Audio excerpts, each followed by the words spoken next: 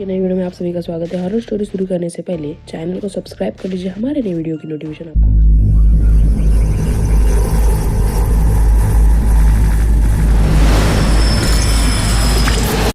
आज की कहानी संजय की। संजय एक प्रॉपर्टी डीलर था। उसे इस काम में वर्षों से तजुर्बा था।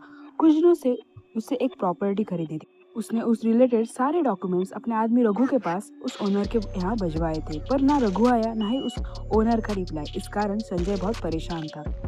उसने उस प्रॉपर्टी डीलर को फ़ोन किया और बोला कि हेलो, वो मेहता जी, हमने कुछ प्रॉपर्टी रिलेटेड डॉक्यूमेंट्स भेजे थे, आपने देखे? तब मेहता ने जवाब देते हुए कहा, नहीं, अभी तक तो यहाँ कोई भी नहीं आया। मैं भी उसी का कब से इंतज़ार कर रहा हूँ। मुझे लगा अब तक आपने किसी को भेजा ही नहीं होगा। तब संजय ने कहा, शायद मेरा आदमी वहाँ पहुँचा नहीं है, देखता हूँ मैं। मेहता ने झट से कहा, देखिए संजय जी, जो भी करना है आज ही कर लीजिए, क्योंकि कल मेरी फ़्लाइट है और मेरी इम्पोर्टेंट मीटिंग है, तो मुझे कल ही निकलना है। संजय ने कहा कि आप टेंशन मत लीजिए, मैं आज के आज किसी को भेजता हूँ या खुद आ जाऊँगा। इतना कह के संजय ने फ़ोन रख देता है और गुस्से से अपने सेक्रेटरी सुधीर को बुलाता है। सुधीर वहाँ दौड़ के आता है और कहता है, जी सर, आपने बुलाया? संजय ने गुस्से से सुधीर से कहा, तुम्हें मैंने कहा था ना वो डॉक्यूमेंट रघु के हाथ भिजवा दो, तुमने अभी तक नहीं भेजे। ये कैसी लापरवाही है सुधीर? काम के मामले में मुझे लापरवाही पसंद नहीं है, तुम्हें पता है ना सुधीर।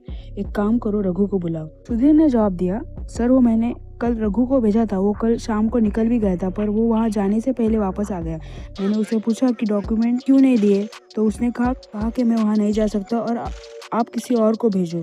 तब संजय ने पूछा कि कहाँ है, उसे बुलाओ यहाँ। अब रघु संजय के केबिन में सुधीर के साथ आया। संजय ने उसे गुस्से से पूछा, कल तुम्हें जो डॉक्यूमेंट देने भेजा था वो तुम देखे क्यों नहीं आए? तब रघु ने रोते हुए कहा, साहब, आपको और कुछ भी काम हो मैं कर दूंगा। वहाँ पे एक चुड़ैल का साया है, वहाँ जो भी उस रोड पे जाता है ना, वो जिंदा लौट के नहीं आता। कल जब मैं निकला वहाँ जाने से पहले मुझे किसी ने बताया कि वहाँ पे एक औरत पेड़ पे लटकते हुए दिखती है। मैं रात को क्या, मैं सुबह भी उस रास्ते नहीं जाऊँगा साहब।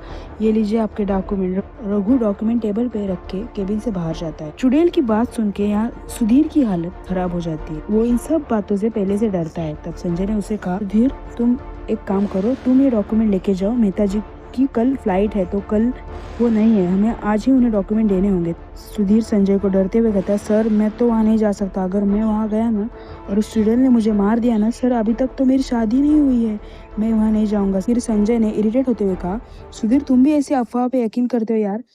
चुड़ैल वुड़ैल कुछ नहीं होती है। एक काम करो, अभी के अभी तुम वहाँ जाओ और ये डॉक्यूमेंट लेके आओ। सुधीर डरते हुए और मना करते हुए कहता है, देखिए सर, आप इन सब बातों पे विश्वास नहीं करते, पर मैं ये बातें मानता हूँ। एक बार कोई आत्मा पीछे पड़ गई ना तो वो पीछा नहीं छोड़ती। ये तो चुड़ैल की आत्मा है, ये तो और भी खतरनाक होगी। सर, मुझे माफ़ कर दीजिए, पर मैं वहाँ नहीं जा सकता। संजय ने कहा, तो ठीक है, मुझे लगता है अभी मुझे ही जाना पड़ेगा। ये सब काम निपटा के कुछ 2 घंटे के बाद मैं निकलता हूँ। तब सुधीर डरते हुए कहता है, सर, मेरी बात सुनिए, आप भी कल सुबह जाइए। आपको आते आते रात हो जाएगी और रात को चुड़ैल की आत्मा और भी खतरनाक होगी। संजय ने फिर इरिटेट होते हुए कहा, पहले तो ये बार बार चुड़ैल की आत्मा बोलना बंद करो। कल मेहता जी नहीं है तो मुझे आज ही जाना पड़ेगा।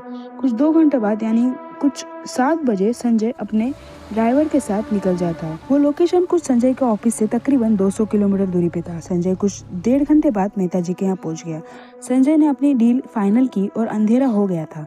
रात के 9 बजने वाले थे। उसने ड्राइवर को कहा गाड़ी निकालने के लिए और वो निकल गए। गाड़ी चल ही रही थी कि अचानक गाड़ी बंद हो गई। तब संजय ने ड्राइवर से पूछा, राजेश, गाड़ी क्यों रोकी? तब राजेश ने कहा, सर, गाड़ी रोकी नहीं, शायद गाड़ी का कुछ प्रॉब्लम हो गया, गाड़ी स्टार्ट नहीं हो रही है। तब राजेश गाड़ी के बाहर आया और देखा तो गाड़ी के इंजन से पूरा धुआं निकल रहा था।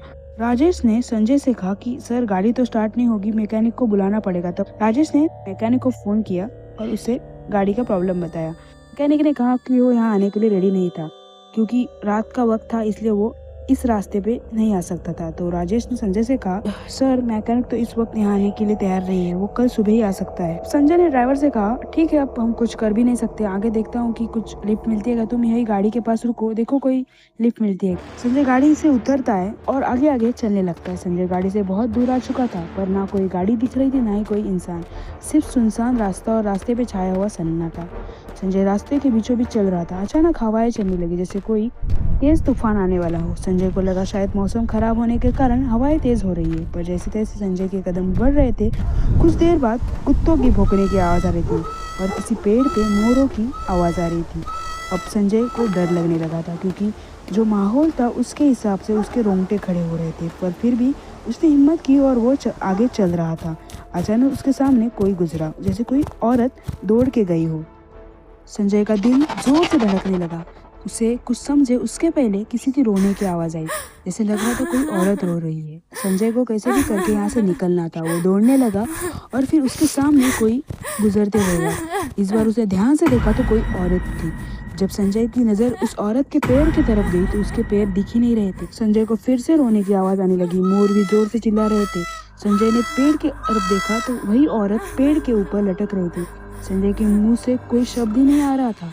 वो बुरी तरह से कांप रहा था। कुछ मिनट बाद उस औरत की रोने की आवाज आई। संजय के पैर हिल ही नहीं रहे थे, जैसे उसे किसी ने पकड़ लिया हो। औरत संजय के पास आई, अजीब तरीके से हंसने लगी। उसकी हंसी बहुत ही डरावनी। संजय उस औरत की डरावनी हंसी सुन के वहीं पे बेहोश हो गया। उस रात के बाद संजय वापस ही नहीं आया। ना ही उसकी खबर मिली, ना ही उसकी लाश।